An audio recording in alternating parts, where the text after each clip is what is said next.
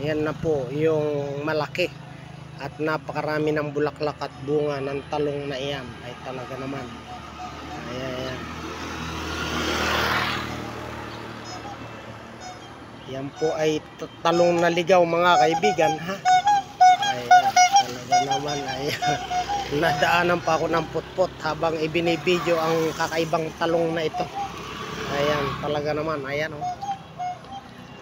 Ito raw ho yung pinakamasarap na talong sa kasaysayan ng pagtatalong. Ayan, talaga naman. Ayan. Pero ginagawang baging po ng ayan, oh.